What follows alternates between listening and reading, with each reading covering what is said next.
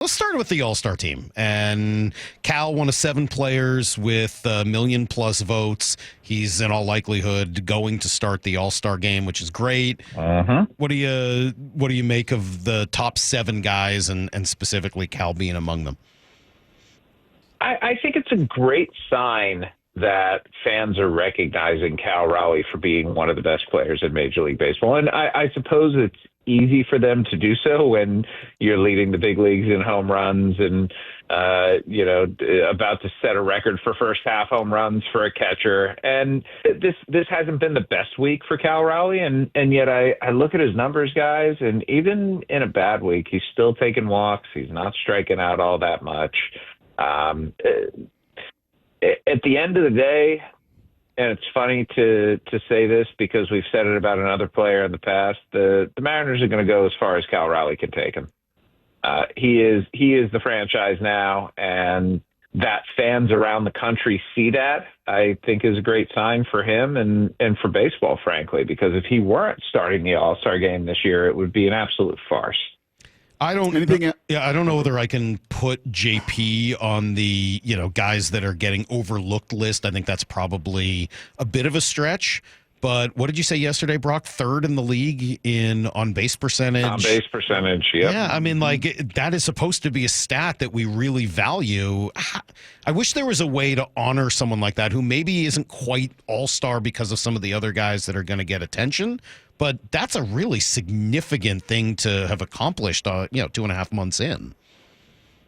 Very much so. And it's funny because when J.P. Crawford was in the minor leagues and coming up through Philadelphia's system, I would look at his stat line and would be confused is the wrong word, but it's not very often that you see guys who are putting up near 400 on base percentages and also have slugging percentages right around there. And it's like, what is this guy? Who is he going to be? Can he replicate this at the big league level? And we've seen some seasons, especially 2023, where it looked like J.P. Crawford was playing at an all-star level and where he was getting on base 37, 38% of the time, but he's up over 41 at this point. And man, you cannot put enough value on that guy. If you have Cal Raleigh hitting behind you, if you have Julio Rodriguez hitting behind you, if you have the boppers in the Mariners lineup behind you and you're getting on base 41% of the time, there's not a whole lot more that you can do. And J.P. Crawford, it surprises me a little that he's been this guy because we haven't seen this version of him for a while, but it's been pretty cool to watch this year. And, he doesn't strike out and he takes walks. Like, for a leadoff hitter, what more can you ask for? Anything else jump out to you from a Mariner perspective with those vote totals, be it Julio, JP, Cal? Anything else jump out to you? Can I be completely honest with you? Take a look at me now. That you don't care about this? No, it's not that I don't care about him. I just haven't looked at him. Like, I'll start looking at all-star balloting like when it's the second to last one, because that to me gives me a better sense of the way the thing is going to go. It tends to vacillate a little bit at the beginning, but toward the end, that's when you get a better sense of who the actual winners are going to be. Right. So please inform me, where are the other Mariners in the proceedings? Julio was at like 300,000. He was, I think, 9th among outfielders, and that was kind of the only other one worth mentioning. JP was 4th, I think, in American League shortstops, which was probably a little low, just given some of his value this year. But yeah, no, we'll move. It is early on that, so let's go to this because let me ask you this. I'm sorry to take over the interview here, but which shortstops would you have ahead of J.P. Crawford at this point? Bobby Witt? Yep. I think Pena was ahead of him. Yep. Oh, Pena's had an unbelievable. And then maybe Jacob Wilson. Bingo. Yeah, I mean, that's sort of the group. That is right. That is the correct answer. But I'll say this, like, you look at offensively, what J.P. Crawford's done this year and what Bobby Witt Jr. has done this year, and they're about the same. You can make a real argument, in fact, that J.P. Crawford's been better offensively than Bobby Witt this year. His WRC plus is higher. Yeah, he's got almost 80 points on him and on base, and he's behind only 60 points in slug. Now, Bobby Witt Jr. is a much better base runner. Bobby Witt Jr. is a much better defender. I'll take Bobby Witt Jr. every single day over J.P. Crawford, but I also think Bobby Witt Jr. is one of the 5 best players in baseball. And there's a star quality, and I mean, like, all of that factors into it. For sure. No, and I don't think anyone's complaining. Just sort of, it's a bummer there's not a way to honor somebody for a big accomplishment like what JP's doing without necessarily. Why don't you guys? I mean, you have the power of a talk show. Yes. Why don't you make the honorary J.P. Crawford could have, should have, maybe would have been an all-star but wasn't award? Well, I don't want it to sound insulting. That sounds sort of almost like almost insulting. I don't want it to sound that way. Could have, should have, maybe would have. That's you insulting. Think Salk? Passan, you think Salk grovels? Do you think that is even in his vocabulary? No. Yeah, I absolutely do. There are certain things I'll grovel for. Yeah, I mean, there's 100%. There are definitely things in my life that I will grovel for. Last week, you were right, Jeff. We didn't ask you about George Kirby, who had just had the one start, but he backed it up with another. And then last night we saw Logan go 5 innings, 10 strikeouts. Command wasn't perfect, but the stuff was awesome. What do you make of these two guys both returning for the Mariners? How nice. Like what a relief it is, because guys, we know what arm injuries can do. Like, we know how they can linger. We know that they can ruin a season. And for so many years, the Seattle Mariners have been absolutely blessed in terms of arm health that it just felt like, okay, bills come and due. Like, this is the consequence of all of these years of health, that some of the best arms in this great rotation that the Mariners have are finally breaking. Mm-hmm. No. Logan Gilbert he looked like Logan Gilbert last night. And George Kirby, again, starting to look like George Kirby. And, man, I cannot give up on this team because I continue to be in love with the pitching. And as much as the offense frustrates, it was really interesting. We have a story, I think, that came out today on ESPN.com, ranking every lineup 1 through 30 in baseball. And I had the hardest time with the Mariners because I kept saying to myself, if we did this exercise a month ago, I would have had them as like a top 8 lineup. Yep. And I think I wound up putting them like 17. And so the variance between the two, the Jekyll and Hyde-ness of this Mariners lineup is counterbalanced by a pitching staff, and particularly a rotation upon which you can rely. And there are very few fan bases, guys, who I think can sit there and say, I fully believe in the rotation of the team that I root for. If you're not saying that with the Mariners, you're just not paying attention. Jeffrey, can you argue that Jerry and Justin have the most pressure on them of any management team in Major League Baseball when it comes to this trade deadline over the next 6 weeks? In terms, Brock, of teams that should be acquiring, or in terms of however you want to frame it, the tools and the farm system you have. This Jekyll and Hyde team that's played as one of the best in the American League and one of the worst in the American League. A pitching rotation that, now extends to an Emerson Hancock and a Logan Evans. And, just all of the pieces that you have. And the number of times that Jeffrey Passan has come on this show over 3 years and say, it's go time, it's go time, it's go time. And I think you can make a fairly compelling case of any GM decision maker in baseball over the next 6 weeks because of that. There may be more pressure on Jerry than anybody else. I'll buy it.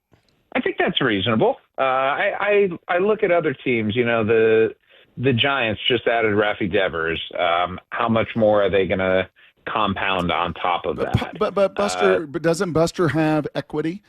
Doesn't he have an office? I was listening to you. I was driving across Kansas listening to you on national radio, and you were talking about, Buster Posey and this decision, and they were about the only team that could kind of pull this off. he's got kind of young equity. He's a former player there. Like, Jerry's been here a long time. This fan base wants more, right? I think you throw that into this pot in this equation as well. Okay, so you're talking more about like the future standing of executives. Yeah, I think that's pretty fair, actually. I think that's a good call by you. Just because we saw it a couple of years ago, we saw what this was supposed to be, and for the last 2 years, it hasn't been there. And so, it's one thing, guys, to get into the postseason and snap a 20-year streak. It's a completely different thing to put a sustainably winning team out on the field. And that's where the Mariners should be at this point.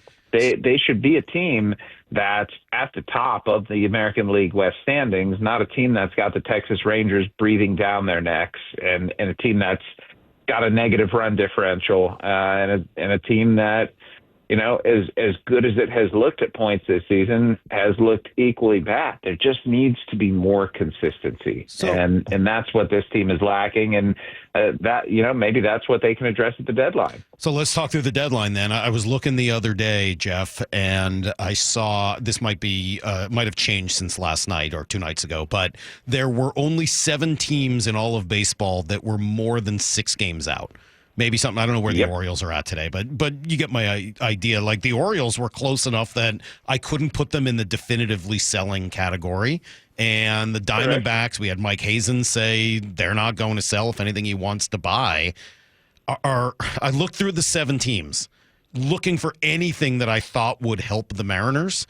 And that, dude, it's grim. It's very grim. So I'll ask you, is there any chance Miami would deal Jesus Sanchez? Oh, yeah, for sure. That was like the one name that jumped out to me that would fit this roster, plays right field, can hit. It's still 3 years of club control, so you're not just paying for a rental. What would it take, or would it be worth it to go after someone like Jesus Sanchez? I don't think it would take he's not all that good, man. He's okay. As I said, this is the best I could come up with. It was. I recognize that it was grim. It's grim. I mean, we're talking about a guy who's got a career OPS plus of like 100, which means he is about as patently league average with his bat as it gets. Negative defensive guy. He's got power. Like, we've seen Jesus Sanchez, hit 480-foot home runs. So there's excellence in there. We've also seen like Jared Kelenic do that, and I think Jesus Sanchez has produced more than Jared Kelenic over the course of his career, but not by a whole lot. Like, he's just okay. I don't honestly know how much of an upgrade he is. All right. Over what they've like. All right, put the Grim Reaper away. Put it away. I mean, Isaiah Kiner-Falefa was another, totally different type of player, and helps in maybe a different way. But those 7 teams just don't have much. No, they really don't. I mean, how do you feel about Luis Robert? I don't think that's what they need. I think that would be like, again, I don't hate it, especially now, because I don't think you'd have to give up a whole heck of a lot to get him. But do you need to add those strikeouts to this lineup and that level of inconsistency? I grant that he's got some enormous potential, but the inconsistency, it fits right in with the biggest problem they have. I think that is fair, and I think that is reasonable. But I think the one thing that he's got is upside, Mike. Let's not forget 2 years ago he hit 38 home runs and stole 20 bases. And I think the Mariners, when we look back in hindsight, did a good job of buying relatively low on Randy Arozarena. And I know the guys that they gave up, like Hopkins, Smith, they have a chance to be something. But you want to talk about prospect depth. That's what the Mariners have. And we're getting to the point now where if they don't get aggressive here at the deadline, because there is such a paucity of impact type players out there, they may wind up just dealing for guys who aren't a whole lot better than the ones they have right now. And that's the last thing you want to do. If you're going to make an upgrade, then I think you swing for the fences at the deadline. All right, so then I'll ask you the question Lyle is probably banging on the glass in the other room to ask. Should they have been in on Rafael Devers this past week, if that was even a possibility? Was he offered league-wide? Well, yes, of course they should have been in on him, but these are the Mariners we're talking about, right? Like, do you think John Stanton's going to commit $250 million to a guy? That's not a rhetorical question, by the way. Do you think he would? I think they've tried. Mike, come on. The answer is no. They're not going to do that. What have they done to prove to you? My dog even thinks that he wouldn't do it. But seriously, what have they done to show you at this point that they would even entertain the possibility of doing that? At least with the Giants, the Giants went after Aaron Judge. The Giants went after Shohei Ohtani. The Giants made efforts on these big bats. The Mariners never even entertained that. 250 is a lot. I mean, the only name I would have looked at would have been Trevor Story, who they did make that kind of offer to, but even that was closer to 150, not 250.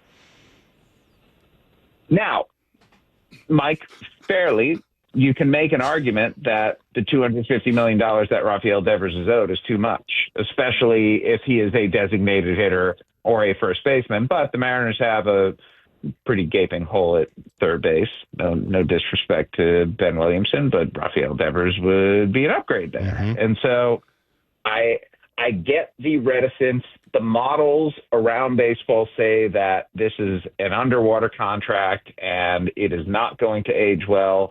And, I don't necessarily disagree with that. But, man, think about this lineup with Rafael Devers in it. Mm-hmm.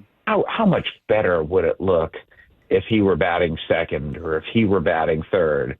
And I think people don't recognize, like, the guy in ways is getting better. You look at Rafael Devers in the past, and he was somebody who would walk enough and would strike out a lot. This year, he's leading the American League in walks when he got traded.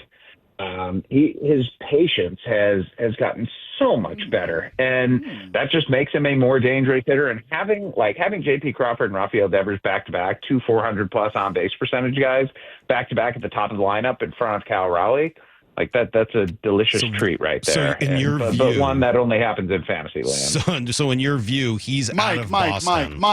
In your view, he's out of Boston because the money or because of the personality / whatever went on this year with moving around and sort of his issues with becoming a DH and then moving to first? Yes. So it's all of it. Mm-hmm.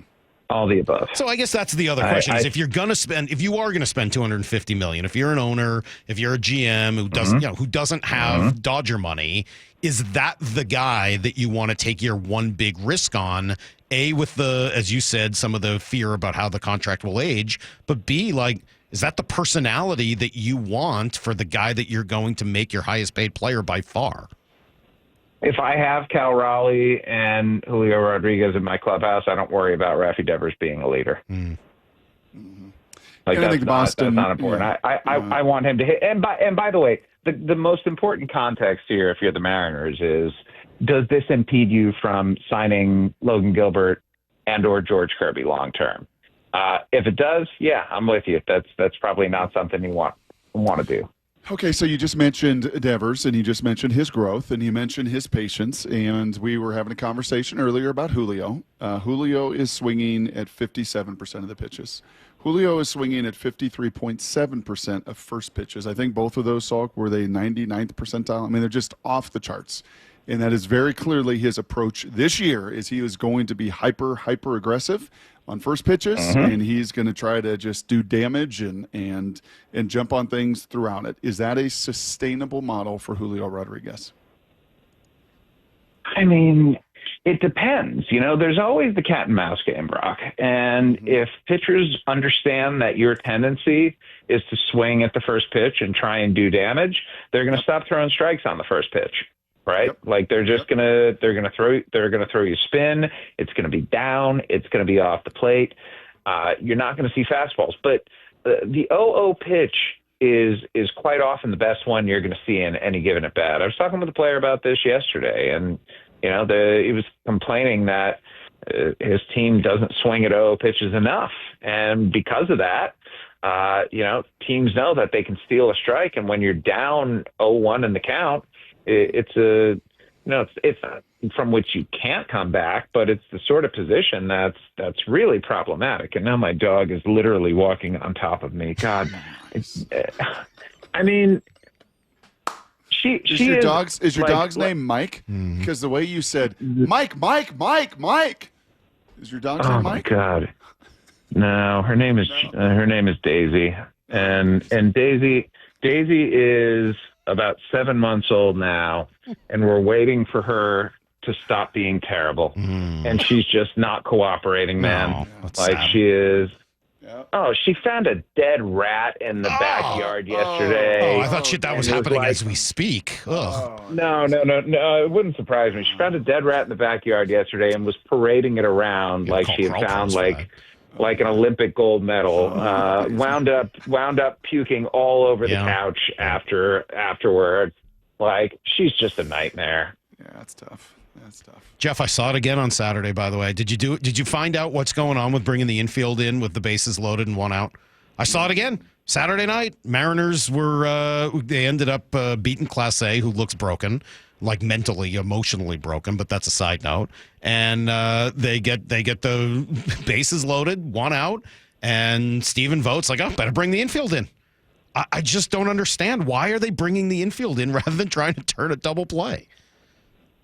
I still need to ask. I keep forgetting. Okay. All right. Don't worry about it. You got Daisy to deal with. Yes. Go deal with Daisy. Go keep the rats out of her mouth, for God's sakes. Poor dog. Oh my God. It was like a squished rat too. I don't even know where it came from. You know what? I bet you a bird took it and dropped it in our yard. Dude, that is disgusting. Thank you, Jeffrey. We've got to go. Now I'm going to appreciate you. I'm going to be sick here during the break. Jeff, we'll talk to you next week. Dead rat. Goodbye. There goes Jeff Passan. We're done. We'll be right back here on Brock and Salk.